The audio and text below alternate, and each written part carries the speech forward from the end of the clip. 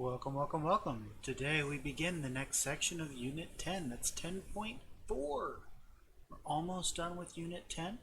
All that's left is this one and one more, so you got 10.4 and 10.5. And then guys, we're on the home stretch, because after that, it's just 11.1 and 11.2. You've only got a little bit more left in Algebra 2. We're rocking this. But 10.4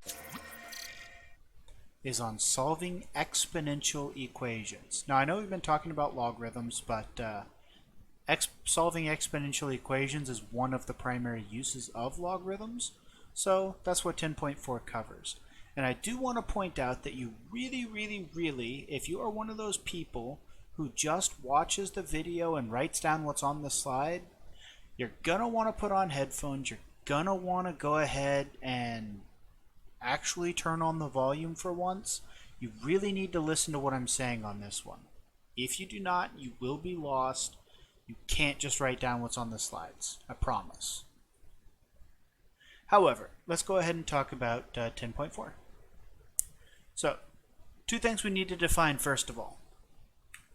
I've said it a couple times, but I just want to make sure you guys understand. A common log. A common log is a logarithm with base 10. That would be something that just says log of m, or log of 5, or log of 20. Common log. The other one that we use a lot is natural log. That's a logarithm with base e. So log base e of m, log base e of q, of 4, of 10. However, we don't actually literally write log base e. You can see here right above my head, we actually write ln. So natural logarithm is written as ln. Reason it's ln instead of nl is because this translates from either Greek or Latin.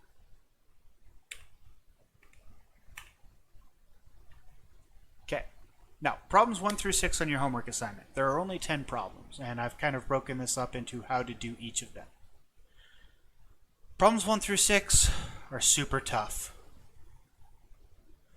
It's going to give you an equation, and it's going to say, solve this equation for x. And it's going to show you the two graphs of the equation, and you literally just need to look at the graph that they give you. And in step 1, where those two graphs intercept or cross each other, you're going to find that x value.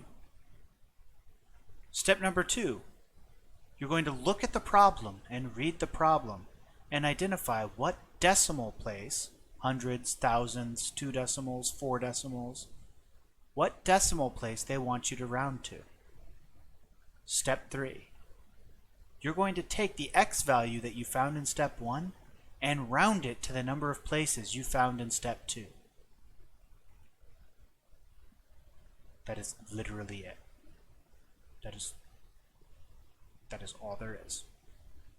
That is all you have to do for problems 1 through 6. They literally give you a picture, and on the picture is the answer.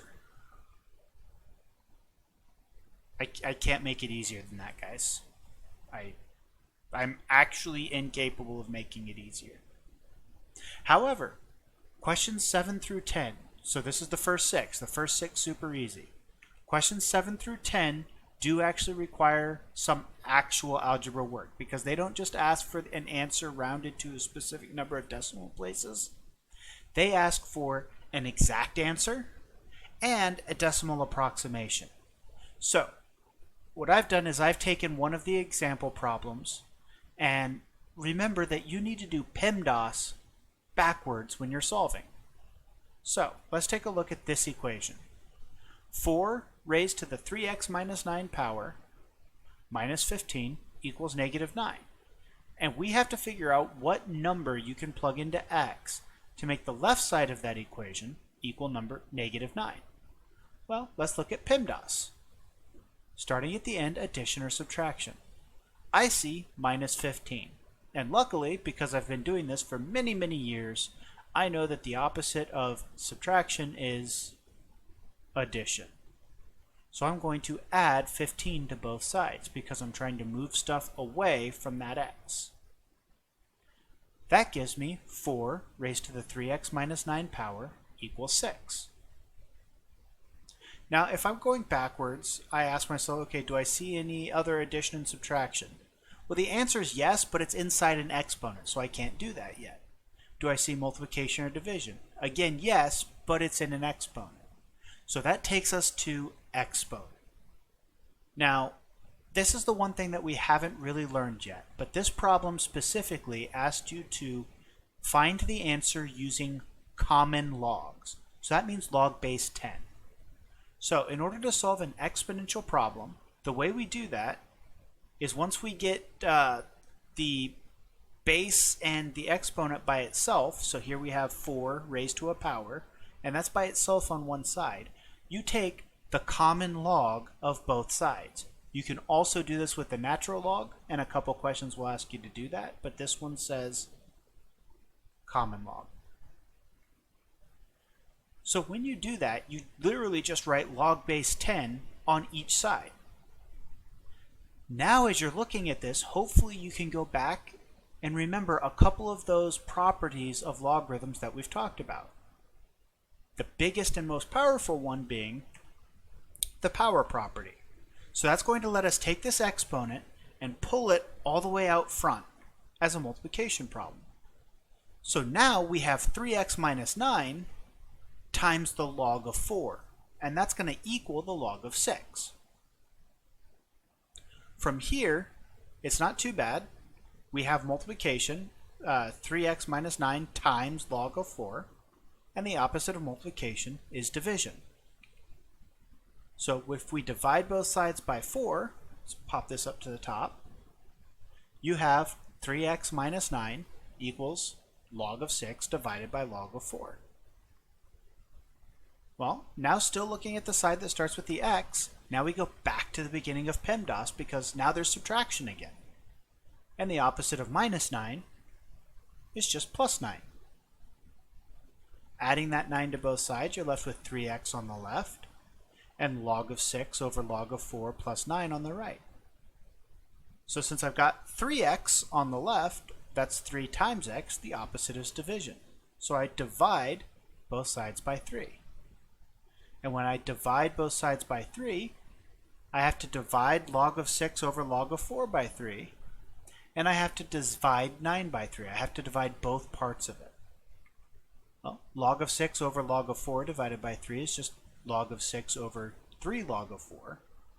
And then 9 divided by 3 is just 9 divided by 3, 3. So that gets us down to the very last thing. That is what x equals.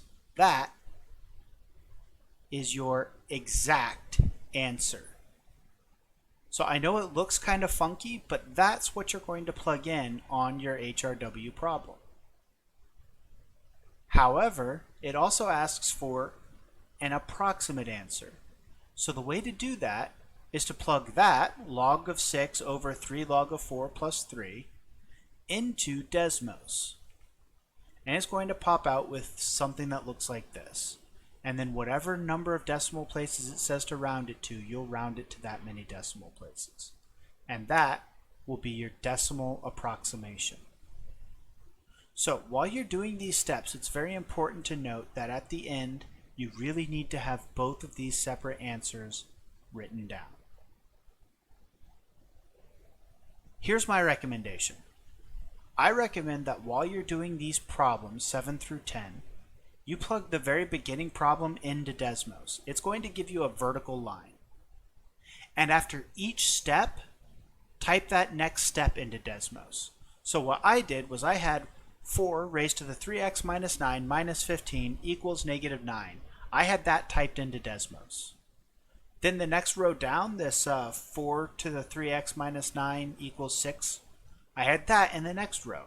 That's going to give me a second vertical line, but those two lines should be in exactly the same place. Every step that you take should give you another vertical line, and each of those vertical lines should be in the exact same place if you didn't make a mistake in your math. When you get down to the very end and x is by itself on one side, It's not only going to give you another vertical line that's in the exact same space, but it's also going to give you this number. In this case, this 3.4308, blah, blah, blah.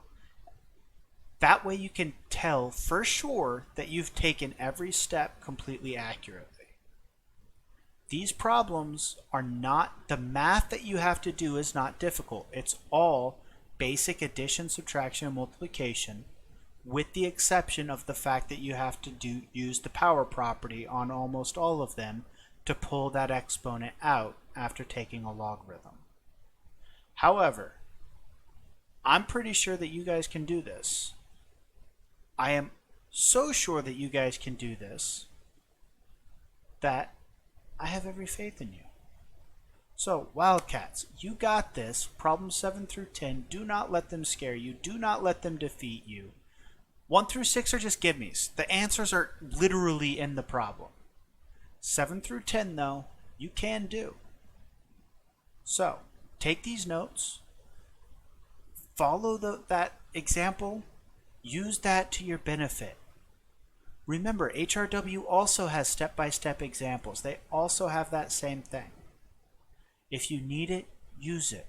So with that, guys, I'm going to leave you to do the HRW assignment on your own. You can do this. Good luck.